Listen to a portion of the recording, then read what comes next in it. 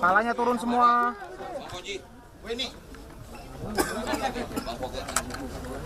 Yang dari tengah aja sih, Mbak. Ini mempunyai hubungan yang sangat panjang secara pribadi. Seperti yang disampaikan beliau ketika beliau maju sebagai calon gubernur pertama kali. Waktu sebelumnya beliau sekda, saya bisikin, Bang Foke, abang itu pantas sekali dan cakap kalau untuk menjadi gubernur DKI. Dan memang dalam kepemimpinan beliau yang seperti saya sampaikan, saya dan Bang Dul, siapa saja yang pernah berjasa untuk Jakarta, saya pengen sowan satu persatu, karena apapun semuanya mempunyai legacy dengan kepemimpinan dan gaya masing-masing.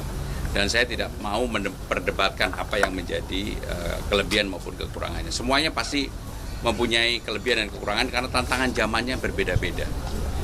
Dan seperti yang saya sampaikan berulang kali, kalau kami diberikan kesempatan, kami telah belanja masalah dari hal-hal yang kecil yang tidak kami duga. Contoh sederhana aja. Ternyata di Jakarta ini belum semua RT RW punya CCTV. Makanya kami dengan sederhana mengatakan bahwa kalau kami diberikan amanah untuk Jakarta, semua RT RW seluruh Jakarta harus punya CCTV. Hal itu untuk mengurangi tingkat kerawanan dan juga kriminalitas, bullying, dan sebagainya. Yang kedua yang ingin saya sampaikan, kalau lihat di lapangan, apapun yang namanya RT RW itu kan ujung tombak. Sekarang biaya operasional RT itu sekitar 2 juta, RW 2,5 juta. Kalau kami diberikan kesempatan, saya langsung aja sama Bang Dul bilang, kalau biayanya hanya sekitar 68 miliar per bulan.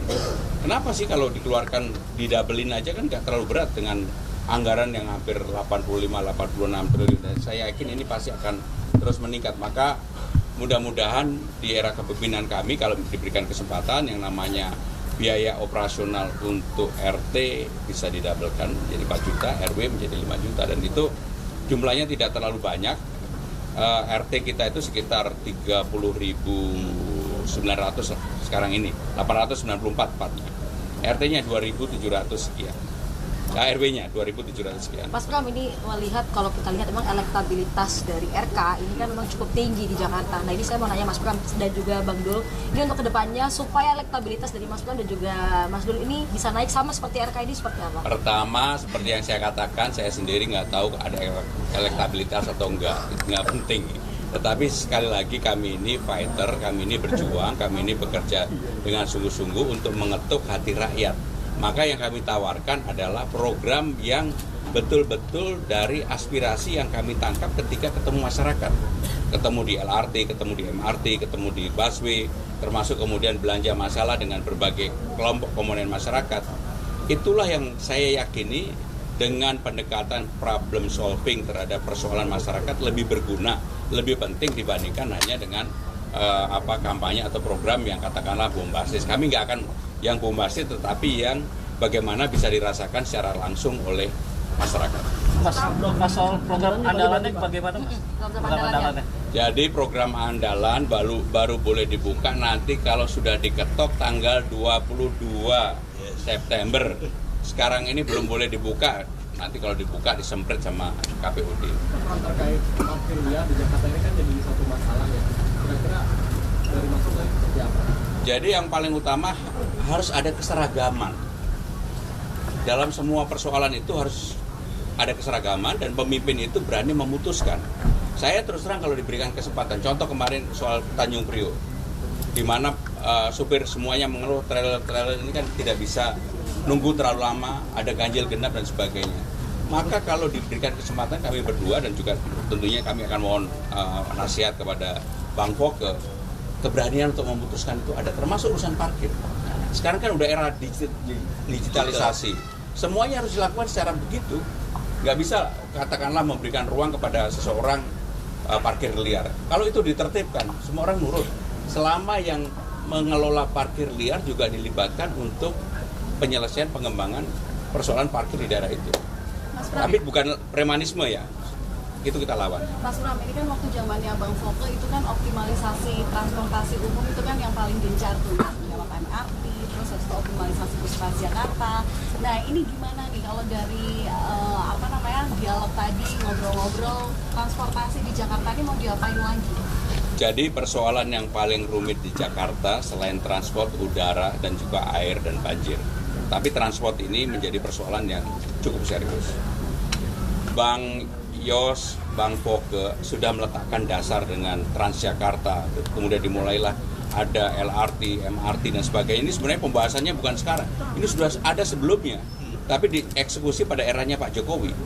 Sehingga dengan demikian, apa yang sudah baik kita teruskan, apa yang kurang, misalnya yang seperti kemarin saya sampaikan, sekarang ini kan problem utamanya frekuensi. Kalau pagi sangat padat, transportasinya kurang, mau KRL, mau busway, mau MRT kurang, termasuk ketika orang pulang kerja. Tetapi jam di tengah-tengah itu banyak kosongnya. Nah, pengaturan seperti itulah yang harus diatur. Contoh sederhana aja, kemarin kami berdua begitu masuk yang saya ceritakan, ngetap aja 4-5 kali di MRT kita, termasuk di busway kita, udah nggak boleh lagi. Kan itu sederhana aja, tapnya sekali sambil orang buru-buru untuk jalan. Kalau itu bisa dilakukan, maka jam waktu untuk menunggu itu akan berkurang banyak. Dan itulah yang akan kami lakukan, termasuk konektivitas ke Tangerang, Tangerang Selatan, Bekasi, Bekasi Barat, ya harus disambungkan lah, nggak bisa dipotong-potong. Masa orang, contoh lah, bus mau ke Bandung, dari sini ke tempat Halim aja sama dengan dari Halim sampai di Bandung. Nah, seperti itu kan harus ada pemecahan jalan keluar yang kita pikirkan bersama-sama. Ya. Bang, tadi kan sama Bang Foke ditanya juga. Oh iya. Tadi sempat menyinggung nih tentang Jackmania atau yang pas tadi foto di depan. Nah, sedangkan Jackmania itu sama Persib itu kan hubungannya masih kurang bagus sampai saat ini. Nah, kira-kira bagaimana sih cara menangani masalah tersebut di depan? Kalau hubungan Jackmania sama Bobotoh itu urusan Jackmania sama Bobotoh. Tetapi sekali lagi, kalau kita jadi pemimpin, maka kita harus meletakkan pada hal yang proporsional. Ini kan ada Persija, ini ada pemerintah daerah Jakarta, ini ada Jackmania yang kalau menang itu kegembiraannya luar biasa, kalau kalah kesedihannya juga luar biasa. Tapi kalah menang mereka tetap membela Persijanya luar biasa. Sehingga dengan demikian yang harus dilakukan pembenahan pertama adalah supaya Persijanya menang terus, kegembiraan itu menjadi tinggi. Nah, hubungan Persija dengan pemerintah daerah inilah yang dibuat harus lebih transparan. Dukungannya harus jelas.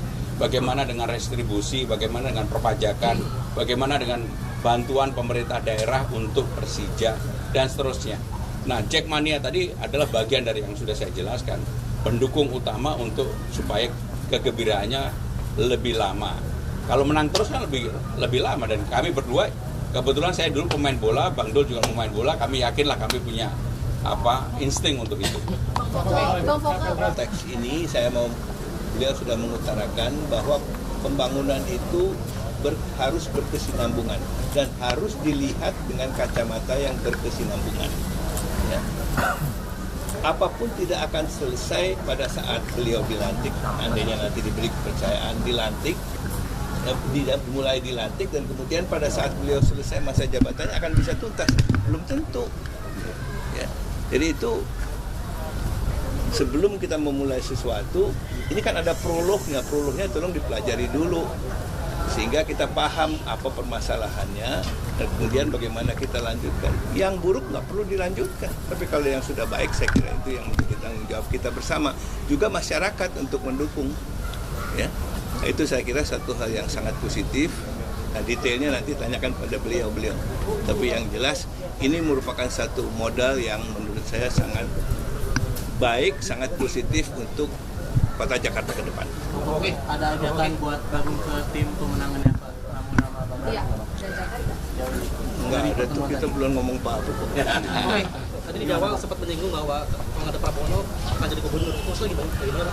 Tadi kan udah dijelasin beliau. Waktu saya maju, waktu itu saya jadi wakil gubernur. Ya. Setelah saya jadi sekda itu masa sulit Jakarta karena krisis. Dan saya jadi wakil gubernurnya Pak Yos, Bang Yos. Ya, periode pertama. Nah, waktu itu pun saya sudah berkomunikasi cukup akrab dengan partai dan juga dengan Pak Pram, Mas Pram secara pribadi. Dan waktu setelah saya selesai masa jabatan sebagai wakil gubernur, saya banyak kawan-kawan yang menyarankan maju sebagai gubernur, antara lain Pak Pram yang menyarankan saya maju. Apakah nanti akan balas jasa? Nggak ada balas jasa, karena aku udah pensiun, udah expired. Untungan juga gitu untuk Pak Pramono gitu. Enggak, ya itu saya juga belum lihat programnya kayak apa ya.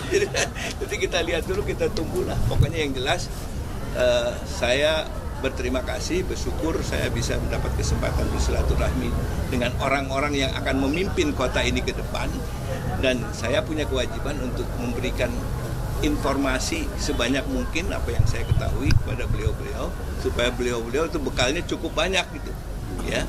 Yang jelas harus lebih baik daripada sebelumnya. Bang Rano, tambahan nggak Bang Rano?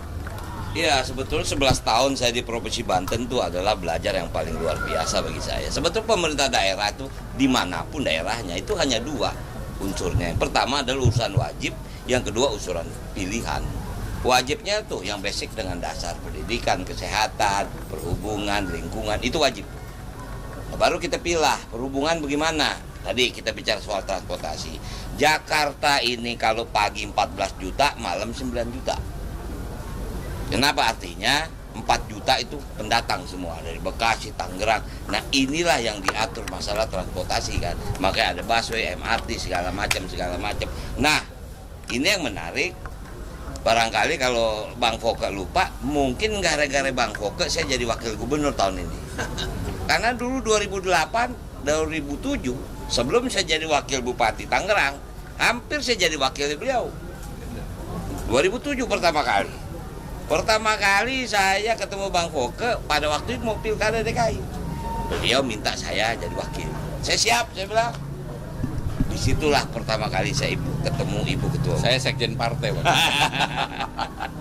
Secara nyata waktu itu saya belum didukung. Ya saya bilang nggak apa-apa, yang penting Bang Foke jadi gubernur dan saya bisa makin paham. Jadi artinya teman-teman sekalian, tentu sekarang APBD DKI sudah diketuk untuk anggaran 2024-2025. Nah inilah yang dibilang visi misi yang awal.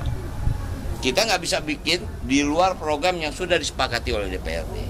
Visi misi kita itu untuk 2025-2000 selanjutnya. Apa itu? Nggak lari dari wajib dan pilihan sebetulnya. Tinggal prioritas kita apa? Maaf. Mudah-mudahan nggak terjadi. Sekarang lagi rame cacar monyet. Ini kesehatan kita bagaimana? Rumah sakit kita siap nggak? Alhamdulillah kemarin kita ketarakan, Bang. Sarana prasarana rumah sakit luar biasa, tenaga dokternya luar biasa. Artinya ini kesiapan yang harus diantisipasi. Nah jadi artinya 11 tahun saya di Provinsi Banten cukup bagi saya belajar tentang ilmu pemerintahan. Nggak gampang, nggak sulit sebetulnya, karena udah ada pakem-pakem. Tinggal prioritas kita gimana. Kecuali kalau keadaan darurat, boleh kita keluar daripada RPJMD ini. Nah itu yang bisa saya pahami, gitu. Saya gembira kemarin tes kesehatannya itu diselenggarakan di Rumah Sakit Tarakan. UD Tarakan. Rumah Sakit Umum Daerah yang serba lengkap. Lengkap banget. Ya, lengkap banget. Dan saya bisa dengan bangga mengatakan itu karena saya berobatnya juga ke situ. Nggak pernah saya berobat ke rumah sakit lain. Sejak saya jadi staf pemerintah DKI sampai saya selesai, sampai pensiun, saya kalau berobat selalu ke situ. Mudah-mudahan Bang Dul nanti kalau udah selesai jadi wakil gubernur, berobatnya juga jangan ke Medistra, jangan ke Glen Eagle, berobatnya ke situ juga. Insya Allah.